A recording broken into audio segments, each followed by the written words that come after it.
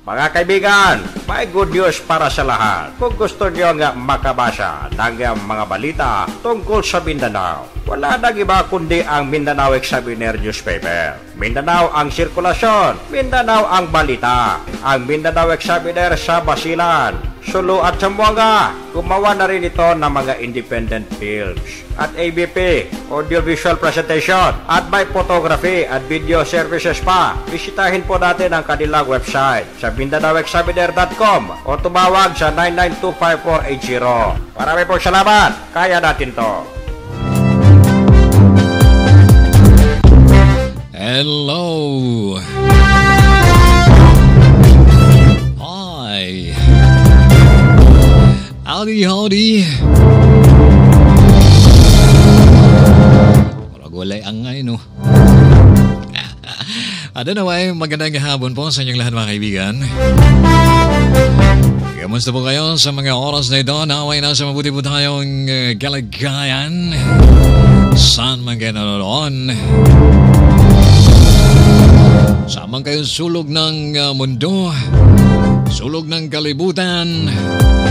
Binabatin naman kayo ng magandang hapon. Good PM. Assalamualaikum mga tuan mga rayang.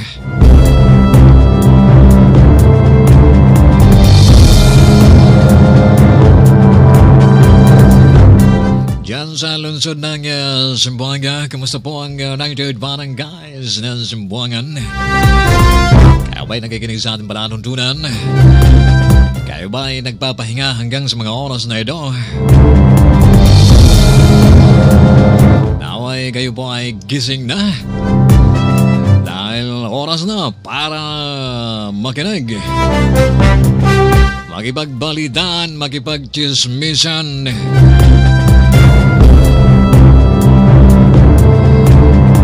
sa ating palatuntunan ng Radio Mindanao. Si Abdel Diesel lamang po. Sa alam po ng ating regular anchorman si Alcinto. Medyo mayroon pa rin sinad ang ating bossing, mga kaibigan. Magaling po kayo, sir. Pagi na magtambal. Sa Zamboanga, Sibugay Province, magandang hapon sa inyo lahat yan. Maayong udto kaninyong tanan. Maayong hapon, asa mo karon.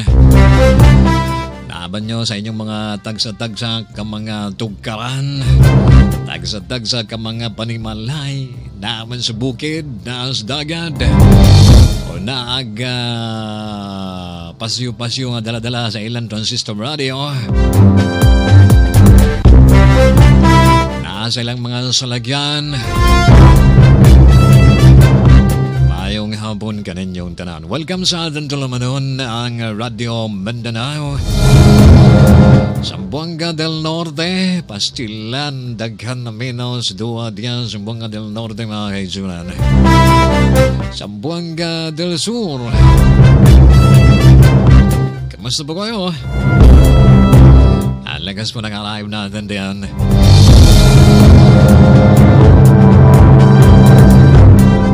Ganun pa man diyan sa Jansan.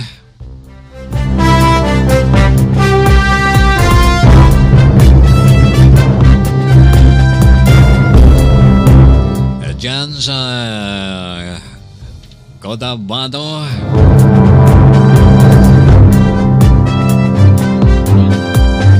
Diyan sa Sampa, diyan sa Iligan, at siyempre dito po sa Basilan. Okay, diyan sa Basilan, magandang hapon po na inyong lahat. Kamusta po kayo sa mga oras na ito? Siyempre doon halupasog sa lamduan kanagatan, mga tuan, mga reyang, mga wagdo ini. Yanda kamu yan. Murah-murahan dan dagang murah doon hayan nagnanapas na mayan. Lalong-lalo na po ang ating butihing Governor, si Governor Toto Tan. Sampu ng kanyang pamilya. Siyempre, ang mga kababayan natin dyan sa Sulu. Salam doon ka nung katahatan doon na yan. At siyempre, binabati din natin ang ating mga kababayan diyan sa Tawi. Dami pong nakikinig sa atin diyan eh. Kamusta po kayo? Wala nung umalis tayo dyan. Noong 1974, diyan po tayo nag-aaral mga kaibigan high school. Hanggang sa nagkolehiyo dyan sa Fisheries at MSU. SCTO. Dalawa lang kasing kurso noon eh. Fishery Technology at saka Education. Siyempre, scholar po tayo. Ay, ang ganda, no? Tatanggap tayo ng 270 bawat buwan. Pero sa kasamang palad, naloko po ang inyong lingkod. But anyway, nakaraan na yun. Huwag nating alalahanin. Ganun daw tumatanda eh. Pag medyo nagkakaedad na, maalala na yung mga nakaraan noon. But anyway, magandang hapon po sa inyong lahat and welcome sa ating palatuntunan ang Radio Mindanao. And syempre, mayroon po tayong kasama sa araw na ito, isang magandang dilag na OJT, no? Okay, anyway, good afternoon sa iyo, Iha. Good afternoon din po sa inyo po at sa lahat ng nakikinig. Ano ang pangalan nila? Colin Larupay po. Kulinar. Colin Larupay po from Western Mindanao State University. I see. Ilang ka na? Graduating ba? Yes po, 19. 19 years old, 4th year journalism po. I see. So, graduate ka na? Graduating po. Graduating, okay. But anyway, and welcome sa ating palatuntunan. And ang daming sa ngayon ay narinig ka na. Ang daming nakikinig sa atin ngayon. Ano yung nickname mo, Iha? CJ po. Sa bahay namin, CJ po ang tawag. CJ. And then dito ngayon, ano? Colin, wow. Alala natin, Colin, yung mayroong tatak na isang refrigerator diyan. Colin ba yun? Opo. Okay, pinatawag lang kita. Yan. Feel at ease. Okay, so let's talk about yung sundalo, di ba? Sundalo, ika nga mabuhay ang sundalo, buhay ng isang sundalo. Ano ba ang isang sundalo? Sabi nga nila, naniwala ka ba na ang sundalo ay playboy? Based on experiences po and mga naririnig kong mga usap-usapan, maraming. Okay, so sa mga sundalo, mabuhay po kayo. Alam mo kasi ang sundalo, kaya nagiging playboy yan kasi maraming nagkagusto. Di ba? Mga gwapo, mga macho. Para bang pag ikaw ay, sabi ng mga misis, parang pinakawalan sa kwadra, isang kabayo, pinakawalan sa kwadra pag umarangkada yan. Di ba? And hindi rin natin masising mga sundalo kung bakit maging maraming playboy dahil minawal daw ng mga chicks because of, dahil may Armalite. Pag sila na pangasawa ng sundalo, sila ay secured. Tapos pag mamatay daw ang kanilang bana, ay mayroon silang matatanggap. Again. Now, kung minsan mga kaibigan, itong sinasabi nila na ang isang kung minsan ma-motivate tayo sa isang tao, ika nga sabi ng nila sa pag-sakripisyo sa kanilang buhay, so that ang iba ay kangang makamtan yung kalayaan at demokrasya. Now, ano ba yung sabi nga nila na magiging ang isang nilalang ay pupunta doon sa isang lugar na medyo sa English very dangerous, no?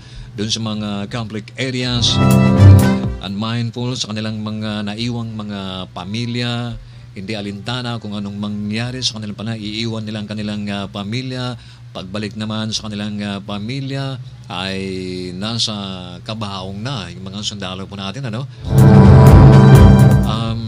Ika nga, sabi nga nila ay ang mga iniwan, ang kanilang mga mahal sa buhay na nagdurugo ang puso, na umiiyak, naghihintay sa kanilang mga tatay o boyfriend ba, mga girlfriend, mga kaibigan, and then pagbalik sa kanilang tahanan ay nasa kabaong na. Now, kung minsan ng mga talagang it's a difficult question, ika nga, na ang isang nilalang ay pupunta doon, ano bang gagawin natin? Ano bang gagawin natin sa mga kasundaluhan po natin na dapat nating hangaan, dapat nating tularan? Sabi nga nila, ang sundalo ay matapang, ang sundalo ay mabait, ang sundalo ay maginoo. Sundalo nga eh. Diba? Colleen? Diba? Yan. May boyfriend ka man sundalo? Wala? Wala po. Pero anak po ako ng sundalo. Anak kayo ng sundalo? Anong rango ng tatay niyo? Master Sergeant po siya, nag-retire. Ganon. Army? Marines po. Marines? Uha! Ayun, naririnig ko. Ako naman ay Navy. Ang sa amin naman, ahoy! Diba?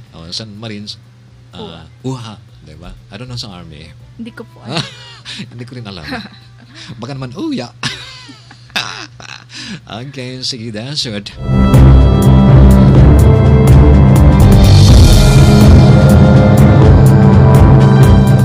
Okay, so, kayo ba'y talagang, gustong-gusto talagang magiging, ano mga yung, yung major mo? Journalism. Journalism. Pero minor lang itong broadcasting.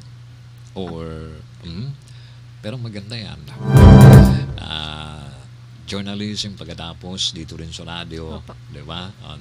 Ikaw na mismong sumusulat ng mga balita mo, ikaw na mismo ang nag-announce, ganyan, di ba? Maganda yan. Kung nakatapos lang sana ko, itong mascom din, kaya lang medyo hindi pa, hindi tayo handa noon, pa-iba-ibang kursong ginawa natin, kaya hindi nakatapos.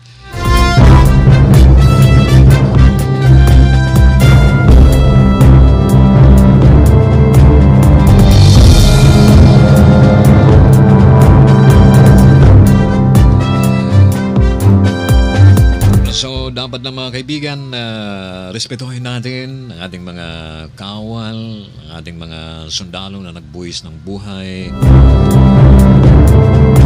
para sa ating kapakanan, para sa ating kapayapaan, sa ating demokrasya.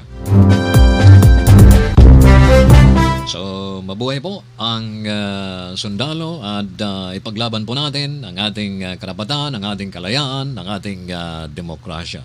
Dahil ika nga, ako naging sundalo rin ako noon, pero parang hindi naman ang kalahating katawan namin ng mga sundalo ay nasa hukay na, ika nga, di ba? Once nga sumumpa ka, talagang nandun na.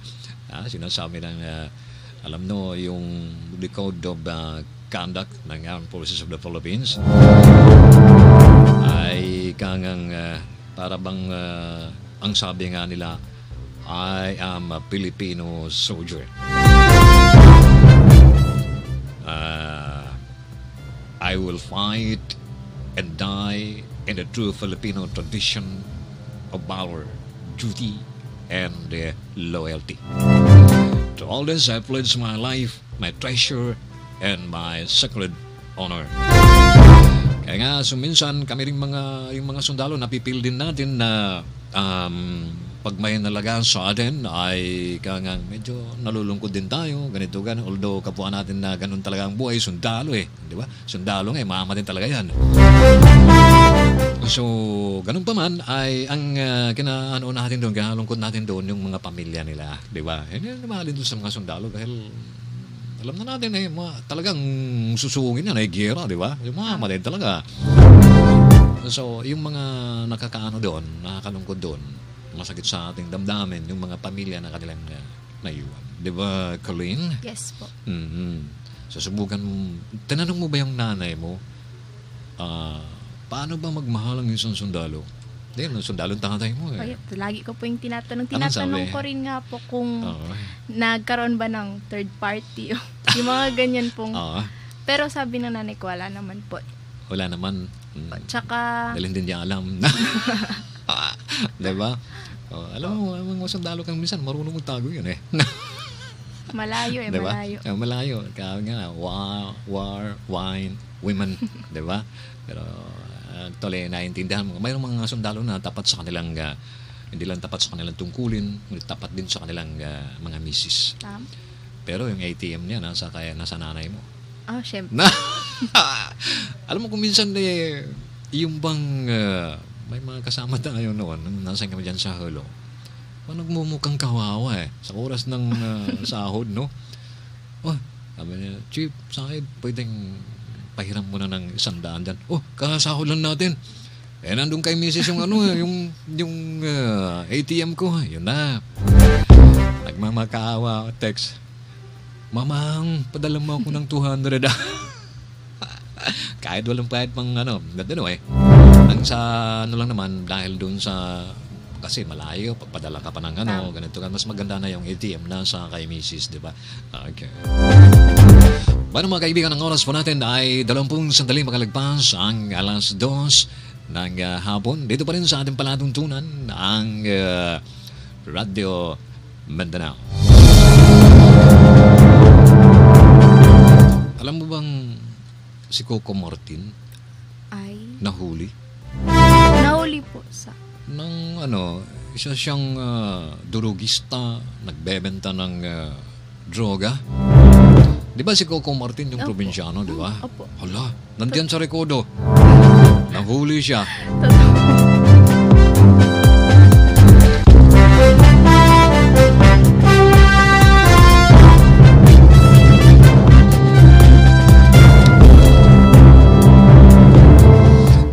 Sige daw. Sige daw, Colin, nakita mo ba? Si Coco Martin? Saan? Yan nasa kabila. Dito, hanapin mo na. Wait lang po. And then, that's the front page. Front page yan. Wait. Coco Martin, di ba? Hinahangaan natin yan. Hindi naman. Wala dyan? Si Coco Martin? Sana ba yun? Andyan eh. Yan. Okay. Sige daw, basahin mo daw si Coco Martin. Bakit na idol ko pa naman yan? Yung bang artista? Yan ba sila talagang artista? Bakit napunta dyan sa rekodo? Hindi naman po siguro. Sige daw, pakinggan daw natin. Ano ba yan nilalaman yan? Ito po yung Coco Martin arrested. Tingnan mo si Coco Martin talaga yan eh. Mabuting sinasabi nilang kamukha ka na ni Coco Martin. Coco ni Martin. Coco ni Martin. Okay. Sige daw, ano bang nangyari niyan? Baka makadiskarin naman yan kung talagang si Coco Martin yan. Bakit napunta sa rekodo yan? Di ba doon siya sa Manila? Yun na nga. Artista yan. Sige daw, anong balita dyan? A man included in the drug watch list was arrested during a drug buy-bust operation in Barangay Recodo last Tuesday. A police regional office 9 report identified the subject as B.G. Lau Jadi, aka Coco Martin, 31 years old. Alias Coco Martin. Opo. And a resident of Purok 5B, Barangay Recodo. Nagtaka nga kung bakit yan Coco Martin. Bakit naman ganyan? Sino bang sumulat yan? Ay, nago. Tapos, anong nagbebenta ng droga? Opo. Sa isang buy-bust operation, nalambat siya. Yun, patay. Alias lang pala yan. Alias lang. Sige daw. Tuloy mo yan, Colin. Jadi is said to be the son of Belinda Lau, the leader of the Black Label Group. The suspect was arrested in a drug buy-bust operation within the vicinity of Hipolito Drive, Barangay San Roque. Police confiscated a small-size sachet of suspected shabu, which served as the drug buy-bust item, 2 medium-size and a large-size sachet of suspected shabu, a 1,000 peso bill, and other items. Police said that the estimated value of the confiscated shabu amounts to 37,000. 37,000. Ayan, nakala natin, Colin, Kalak. yung paborito pa naman natin yan si Coco Martin, di ba? Yung Opo. probinsyano. Nanood ka ba ng teleserye na yan? Opo. Ayan. Para bang kulang ang araw natin, gabi natin, hindi nakapanood ng ganyan, ano? Kala ko si Coco. Kala mo si Coco Martin na. Ay, so huli po siya sa isang drug bypass operation na ginawa ng ating PD at saka pulis. Ayun, alias Coco Martin. Diyan po sa rekodo yan. So, hala, sige, pahit pulis, pahit PDEA. Ang oras po natin mga kaibigan ay ganap ng 25 sandali magalagpas ang alas 2 ng hapon.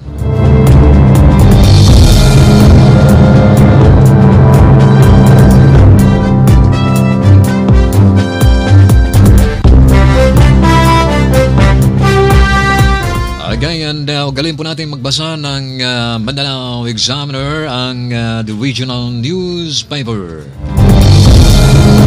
Alam ka man ng balita dyan, Ihaba. Maraming balita dyan. Again, sa kanilang headline, sa kanilang banner story ng Mindanao Examiner, mga kaibigan, the Mindanao under threat from extremist groups. Alam niyo mga kaibigan, itong Mindanao Examiner newspaper mga kaibigan ay mabenta po ito. At ang sirkulasyon po nito ay diyan sa ARMM, Eastern Mindanao, Western Mindanao, Cebu at Manila. Alam mo, kung alin, doon sa Manila, no, doon sa Taguig, ay talagang madaling maubos ito. Dahil ang gusto po nila ay gusto ng mga marami palang taga Mindanao diyan sa Manila, lalo po diyan sa Taguig, diyan sa Quiapo, taga Mindanao, at gusto nilang malaman paano mga kwento, mga balita dito sa Mindanao. So ang gagawin nila, doon bumibili sila ng itong the regional newspaper Mindanao Examiner. Madali kagad maubos at ilagay lang 5,000 copies ay ubos. Kaya maghanap pa yung iba. Diba? Ayan. Galing po nating magbasa ng Mindanao, the regional newspaper, Mindanao Examiner. Siyempre, dito pa rin sa kanilang headline, the big dreams for Lil Marawi Boy. Ano kaya itong big dreams ng isang batang lalaki ng Marawi Boy? At siyempre, top Malaysian terrorists help plot Marawi siege. Ay naging Malaysia's most wanted terrorist, si Mahmud Ahmad, ay isa sa mga key militants leaders involved dyan sa pagpaplano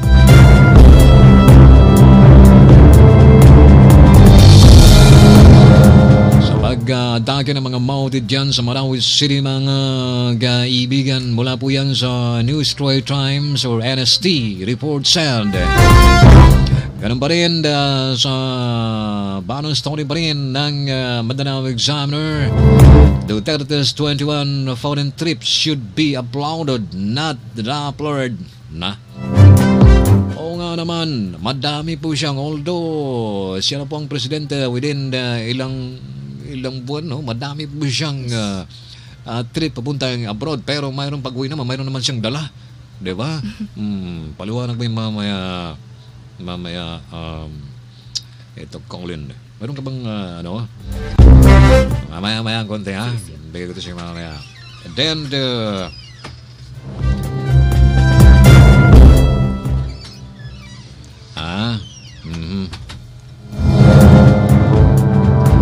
mayroon dito, Collins. Basahin mo daw ako, Collins. Teka.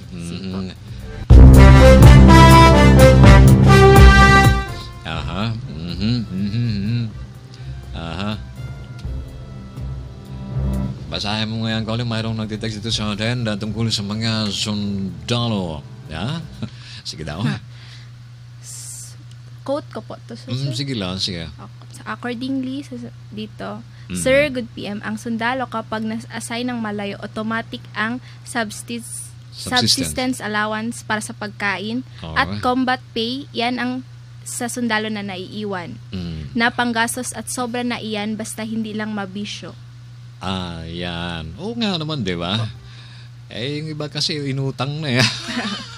Yan lang kasi maiwan. Yung subsistence allowance, yung pagkain, at saka yung combat pay.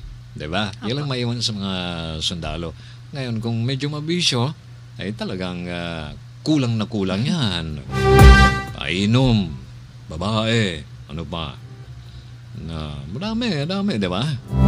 So pag medyo ang isang sundalo ay tapat sa kanyang tungkulin, tapat sa kanyang pamilya, ay sapat na yung subsistence allowance na yan at combat pay. Kami noon, ang combat pay namin, 150 lang. Pero Isang buwan yan. Malaki na po yun. Tapos, ang subsistence allowance namin ay 1,900 yata yan. Parang ganun. Pero ngayon malaki na, di ba? Opo, malaki. Kasing lagi na ng combat pay, sahod ng Capgo. Yes. Okay, Colin, the meantime, magpakilala muna tayo. Babalik po ang ating palatuntunan. Mga kaibigan, may good news para sa lahat. Kung gusto nyo nga makabasa ng mga balita tungkol sa Mindanao, wala nang iba kundi ang Mindanao Examiner newspaper. Mindanao ang sirkulasyon, Mindanao ang balita. Ang Mindanao Examiner sa Basilan, Sulu at Zamboanga. Gumawa na rin ito ng mga independent films at ABP, audiovisual presentation, at may photography at video services pa. Bisitahin po natin ang kanilang website sa MindanaoExaminer.com o tumawag sa 9925480. Marami pong salamat. Kaya natin to. RPN Radio Philippines Network Radyo Ronda Triple X Zamboanga. Kapisanan ng mga broadcaster ng Pilipinas. Ang oras po natin mga kaibigan ay ganap ng alas 2:30. So maraming salamat sa texters natin, no? Na nag-text dito sa atin. At mabuhay po ang ating mga sundalo and maraming salamat sa pagsubaybay sa ating palatuntunan. Dito pa rin sa ating Mindanao Examiner, mga kaibigan, the regional newspaper sa page 2. Ay, kung gusto nyong bumili ng magarang sasakyan. Diba? Magarang sasakyan. Collins, ano ba yung magarang sasakyan na sinasabi ko? Bebenta daw yan ng how much that? How much? 735,000. Mura lang yan. Toyota Fortuner. Sige daw. Toyota Fortuner G V-Look. Big and powerful D4D diesel engine. Very economical, 4x4, Autotrani, 2016 model, low mileage, MP3 player, stereo radio, wide view rear mirror, 3M tint, roof rails, all new tires, tools, spare key, carpeted interior, leather seats, aircon, rear aircon, chromed accessories, very good condition, owner's manual booklet and service card, complete papers, open deed of sale. Ayan, diba? So, bumili po kayo at mura lang po yan. Bagong-bago, nakita mo ba yan, Colin? Yes, ang ganda. Maganda, diba? So, kung mayroon sanang sabihin mo sa tatay mo, bili tayo ng ganito sasakyan, V-Look. Hindi pa nakuha ang pera. Hindi pa nakuha, okay. Wala pa. Sige, kung bibili man tayo, kahit nga ako, gusto kong talagang type na type ko yung sasakyan na yan. Fortuner, nako, bagong-bago pa at kumikintab. Yung nasa yung loob na, may cellophane pa. Diba? Parang bago pa, no? So, yung pong mga kaibigan, ano pang nasa loob ng na yan? Ito. Nasa loob niya. Nasa loob ng Mindanao Regional newspaper. Yan parang may binibenta ring bahay. Sa diba? Villa Teresa Subdivision at Mercedes, Zamboanga City. Anong page yan? Anong page? Page 3. Page 3 ng Mindanao Examiner. Sige daw. Sa Villa Teresa Subdivision at Mercedes, Zamboanga City, may rush sale ng house and lot. Wow. Magkano yan? peaceful and clean high-end subdivision, 300 square meters corner lot, tiled floors, 4 bedrooms with 2 aircon units, 1 master bedroom with aircon unit, 3 comfort rooms, kitchen with built-in cabinets, dirty kitchen, garage, and mini garden, all for 3.8 million only. Oh, mura na yan, di ba? Apo, mura. Mga ikakasal yan. Kung gusto niyo magkaroon ng gagandang bahay, yan. Mura lang. Siguro, negotiable pa yan. Ano yung text broker nila dyan? Meron siya sa Facebook. Sa Mindanao Examiner lang din. https web.facebook.com Ayan. Mindanao Examiner Videos 1225-172-104-172-968. Okay. Yung doon naman sa Mindanao, sa aming Sa sasakyan. Toyota, yung sasakyan, paano nila makontak yan? Paano nilang, di ba? O kaya bumili lang sila ng Mindanao Examiner at nandiyan yan po sa mga newsstand. Anong pakibanggit daw yung text na kung saan sila ko contact? Text broker to 0995-520-2358 Zamboanga City. Yan. Ano pang laman dyan sa Mindanao Examiner? Yung mga page 3, advertising ano po. ba? Yung, di ba, hindi lang, yung mga dyan, mga balita diyan or ano ba, page 3, page 3, wala na, page 4. Sa page 4. Yung page 4 natin diyan, Mindanao, the Regional Mindanao Examiner, anong mga balita diyan? Wait lang. And alam nyo, mga kaibigan, Page 4. page 4, anong balita diyan? Kwan lang. Province of Sulu. Anong nangyari dyan sa Province of Sulu? Parang advertising lang siya. Yung Quotation kay, lang siya, sir, ni Governor Abdul Sakur Toto Tan. Si Gov natin, isa yan sa sponsor natin. Ikaw Lance. Ano ba? Page 5. Ano mga balita dyan sa mga points sa page 5? Mindanao under threat from extremist groups. From page 1 na yun, di ba? Opo, Okay. Ano pa? Ano bang mayroon dyan? Meron ako dito, sir. Sa police, TFC sustains strict enforcement of ID system. I see. Ayan. Sa Mindanao Regional Examiner din yan. Yes. Okay. Ano pa? Yung puzzle diyan. Puzzle. Sudoku yan. Yung puzzle diyan. Mayroon. Crossword. Oo. May Sudoku. Yan lang kinalulukuhan ngayon ng mga kabataan ngayon. Hindi lang kabataan, pati mga matatanda. O yung mga nagkakaedad na. Hindi naman matanda. Masyado namang brutal yun, di ba? Matanda ka na eh. Sabihin ka ng matanda, tatanda rin kayo. Pero matagal pa yun, di ba? Okay. So, yung sa likod ng, ano pang mayroon dyan? Ano pa? So, page 6 ba yan? 7? 7. Ano pang mayroon dyan? Citizens OFWs write letters of hope for troops Marawi evacuees. I see. Ano pang mayroon? ARMM spends 35 million for Marawi humanitarian aid. I see. So, tumutulong po ang ating mga kababayan, ating mga ibang ahensya diyan sa ating mga kababayan na nagkaroon ng mga bakwit natin. Mga kababayan po natin na diyan sa Marawi City. Ano po? So, yan po at maraming mga balita diyan sa Mindanao Examiner, the regional newspaper. Ano ba diyan sa likod niya, Colin? Sa likod Ano yan? Cebu, advertising. Anong advertise diyan? Ano ba yan? Good boy. About siya sa about what? Goodbye. DOH. Ano yan? Goodbye Bulate. Oplan, goodbye Bulate. Ayan. July and January. Anong dapat gawin pag ang bata mayroong bulate? Mayroon dyan? Purga. Purga. Okay. So, mga kaibigan, tugalin po natin magbasa ng Mindanao Examiner at circulated po yan dyan sa ARMM, Western Mindanao, Eastern Mindanao, Cebu, and Manila. Oras po natin na 22 minutes before 3 in the afternoon. Tingnan mo daw, Collins, yung sinasabi kong boy, big dream for... page po yun, sir. Yung page 1 po. Yan. Page 1. Page 1, nandiyan. Yung... ayan. Mamaya ang konti. Balikan kita, Yes. Colin. Sa ating bang chismis, mga kaibigan, Ang Duterte balak pong gunitain ng first anniversary bukas dyan sa Marawi ayon sa palasyo, mga kaibigan.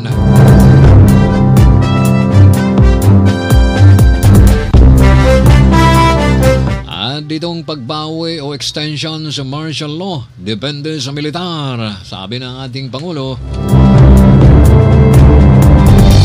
At mayroon pang mga bala, mga kaibigan. Nakumpiskang 8,000 rounds ng bala hinalang dadalhin sa Marawi. Saan galing itong bala na ito, mga kaibigan? At DSWD na mahagi ng cash assistance sa 500 pamilyang biktima ng krisis sa Marawi.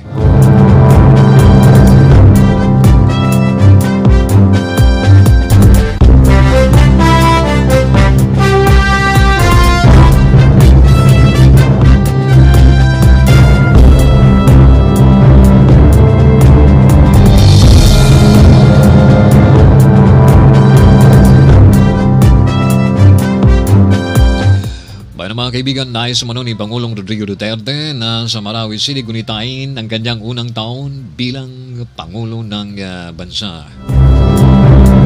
Sa press briefing sa Malacanang, inihayag ni Communication Assistant Secretary Ana Marie Banag, gusto po ni Pangulong Duterte na magkasama ang mga residenteng naapektuhan ng gulo sa lungsod sa kanyang unang anibersaryo bilang presidente ng bansa.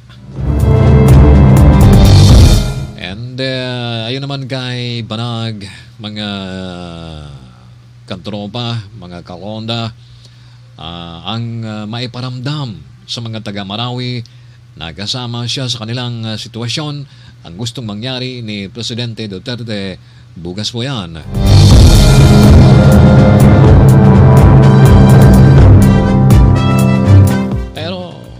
Hindi pa rin tiyak kung matutuloy ang nais ng Pangulo na magkasama ang mga apektadong residente ng lungsod. Depende sa rekomendasyon ng kanyang security officials.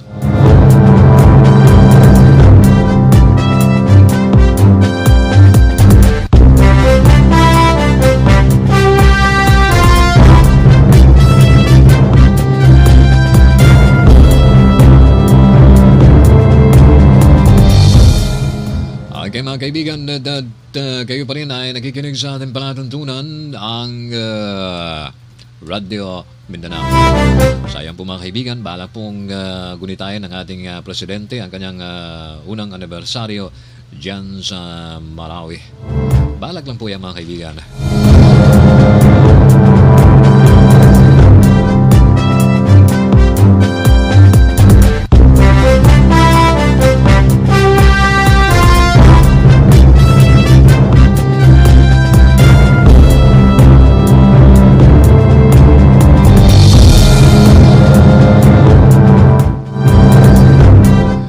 Lasing na pulis diyan sa Butuan nagwala at nagpakilalang mountain member daw siya. Patay kang pulisa ka. Ayaw yun daw ang pagbinuang, oy.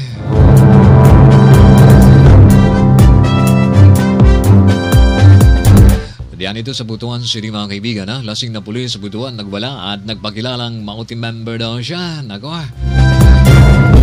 anong kaso sa kanya, mga kaibigan? Kasong alarm and scandal at trespassing ang inihanda ng mga tauhan ng Butuan City Police Station 3. Pero dyan sa lungsod ng Zamboanga, babait natin mga pulis dyan, eh. Ang babait ng ating mga pulis, wala tayong marinig na mga lumabag sa kautusan, lumabag sa batas. Mababait po ang mga pulis natin dito o dyan sa Zamboanga City. So, kasong alarm and scandal and trespassing ang inihanda ng mga tauhan na Butuan City Police Station 3 laban sa isang pulis na nagpapuputok ng ganyang service firearms matapos pumasok sa bahay ng isang negosyante sabay sigaw na manoy. Membro siya ng Mauti Group. Patay kang bata ka. Nagkagulong mga residente ng barangay. Piyesta pa naman. Bisperas pa naman ng pesta ng kanilang barangay dahil sa nagginawa nitong pulis.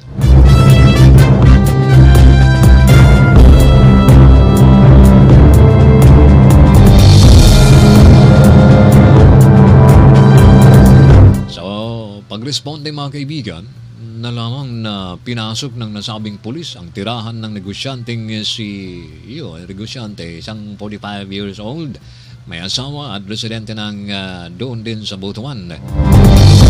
Sinampal nito ang nakitang customer, binata, 29 years old. Sabay paputok ng kanyang 9mm service firearms na issue ng Philippine National Police. Ang sumigaw pa manong multi-member siya at kayang pumatay. Oh no. Dapat yung mga ganitong klaseng pulis ay sibakin, tanggalan ng barel, tanggalan ng badge, tanggalan ng japa, at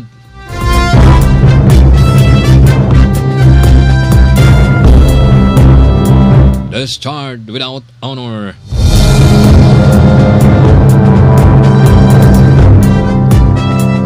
Paano mga kaibigan, ang oras po natin ay 15 sandali na lamang po bagong susabit ang alas 3 ng hapon. Okay, balikan natin si Colin. Colin, ano nga yung sinasabi ng mayroon siyang dream? Ano ba yung dream niya? Si Jamar Datu, 11-year-old boy from Marawi City. Gusto niya maging isang engineer dahil sa sitwasyon na nakita niya, nasaksihan niya noong kasi nagkagulo-gulo doon at nasira yung mga gusali doon, mga bahay-bahay doon, at kung sakali mang magiging paglaki niya, mag-aral siya ng engineer para isa doon siya na maganda rin yung dream ng isang bata na yan. Di ba? Ano pa? Sabi niya dito, sabi bago niya? mangyari yung gera, yung gulo, naglalaro lang daw sila ng kanyang mga kaibigan. Sabi niya, naglalaro kami ng mga kaibigan ko, tapos may nakita kami na 5 ISIS, Maute and Abu Sayyaf group members na dumaan. Natakot kami at tumakbo kasi baka barilin kami. Yun yung sabi niya. Before daw ng krisis ay masaya at simple ang pamumuhay nila. I see. Tapos, the conditions in the evacuation camp have inspired Jamar to dream of becoming an engineer someday and to help build houses for people in his hometown of Marawi. Jamar is the eldest among a siblings of 3, and their mother Kuray, 28, is a single mom who peddles vegetables around their lakeside village of Caloocan to be able to support all of them. I see. This inspires Jamar to become a engineer. Despite the weeks of government offensives, part of the city, including Barangay Caloocan, remains in the control of the terrorists.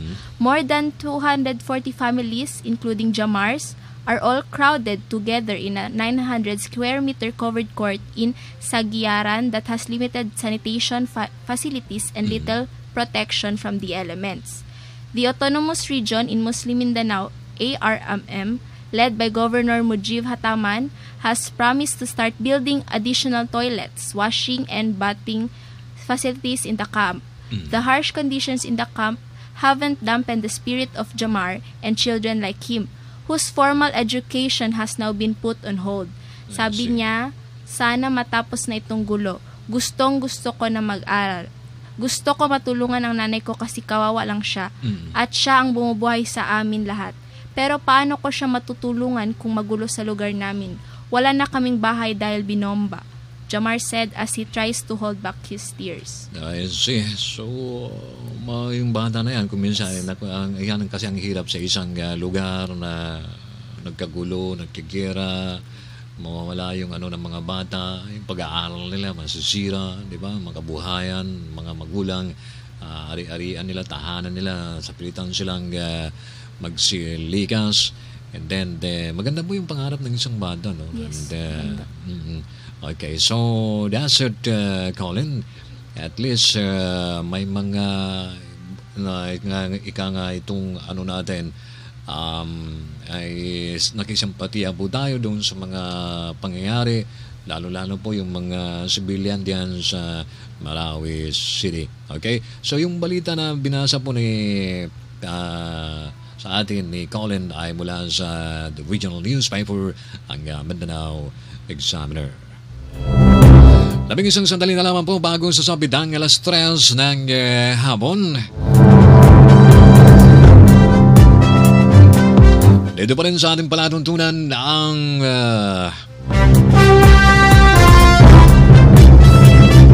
Radio Mindanao. Raymond, prepare conmigo Black is Black.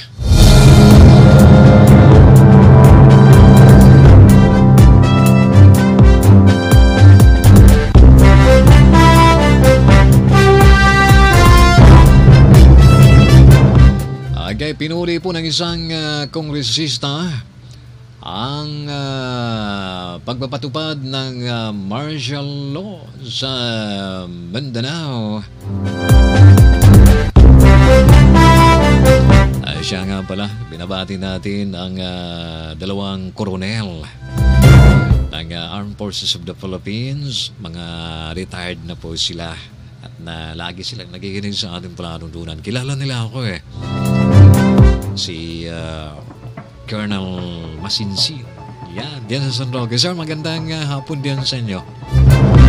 Sana po, hindi ko kayo mag-greet, no? Kapag maalala kita, ay kasama, naging group commander ko rin yan sa CRS noon. At siyempre, ang kahit na coronel itong mga kaibigan, umakit pa rin sa kable. Dahil siya po yung diyan sa Comel. Pag wala yung mga tauhan niya, akyatin niya, ayusin na yung mga linya. Kasi makikita mo din sa taas ng bubungan, nag-aayos ng linya, ng telepono, ng ano-anong mga linya dyan sa taas. Yan po si Colonel Jacob. Sa tuwa pa na nila, Colonel Jacob.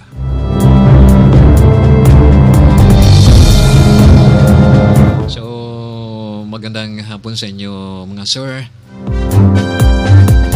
Colonel Masinsin at saka si Colonel Jacob.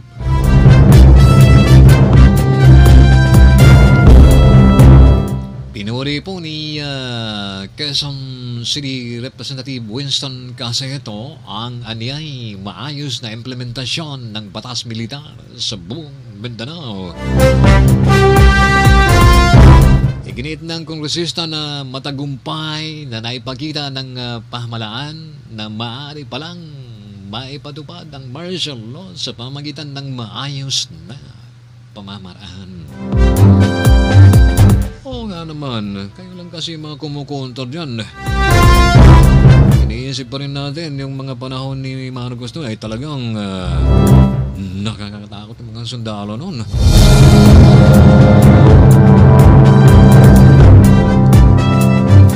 Mismo ang Commission on Human Rights or CSR na rin daw ang nagsabi na wala itong na-monitor na anumang paglabag sa karapatang pantao mula sa tropa ng pamahalaan sa gitna ng martial law declaration. Wala tayong diyan sa loob ng Zamboanga, wala tayong nakita na mayroong nagmamaltrato ng mga sundalo, mga pulis dyan. Wala! Diyan sa Zamboanga, Sibugay Province, halos entire Mindanao mga kaibigan, na under martial law, wala tayong narinig na mga paglabag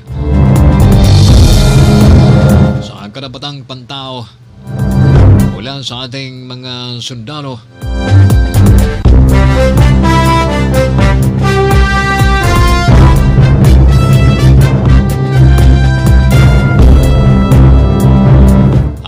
Maayos na implementasyon daw ito ng batas militar ay resulta ng metikuloso at taktika ng mga commanders ng Armed Forces of the Philippines or AFP at ng Philippine National Police or PNP dyan sa Marawi City. Mabuhay mga sundalo, magigiting ang mga sundalo. Ano pa, Colin? Medyo patapos na ating programa. Mabuhay ang mga sundalo, magigiting ang mga sundalo. Sundalo nga eh, matapang ang mga sundalo. Sundalo nga eh, ano pa? Mapagmahal. Sundalo nga eh, ano pa? Ano pa? Macho, sundalo nga eh. Okay, Colin, medyo sunod na naman. Anyway, sa Biyernes mga kaibigan ay mayroon tayong ang ating Muslim hour yan sa Bilal Muqtadin Incorporated Philippines. Bukas po yan, alas 2 hanggang alas 3. Okay, in tandem with Radyo Mindanao at ang sa Bilal Incorporated Muqtadin. Colin, magpapaalam na tayo, iha. Maraming salamat po sa inyo at sa lahat na nakinig po dito. Batay mo yung tatay mo. Binabati ko pong tatay ko sa Malagutay, Zamboanga City. Oo, sino tatay mo? Geronimo Layupay po. Geronimo Yes. Layupay. Si Master Lieutenant siya ngayon, di ba? Master Sergeant. Master Sergeant. Ay, pareho lang pala kami. No? YNC naman ako. Marine siya. Ha! Magandang hapon din sa inyo. But anyway, maraming salamat din sa ngalan po ng The Regional Newspaper Mindanao Examiner at sa ngalan po ng Governor Toto Tan ng Sulu at sa ngalan po ng ating anchorman, butihing anchorman po natin. Magpagaling po kayo sir, si Al Jacinto. Of course, maraming salamat sa inyong walang sawang pagpakinig sa ating palatuntunan at yung mga nakikinig sa mga oras na ito. At ganoon pa rin sa ngalan po ng ating, of course, si Colin and ang ating station manager na si Philip A.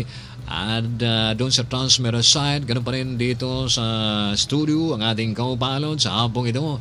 Si Raymond, ito po si Abdel Dinsa, nagsasabing maraming salamat and may God bless us always. We love you, bye-bye, and take care.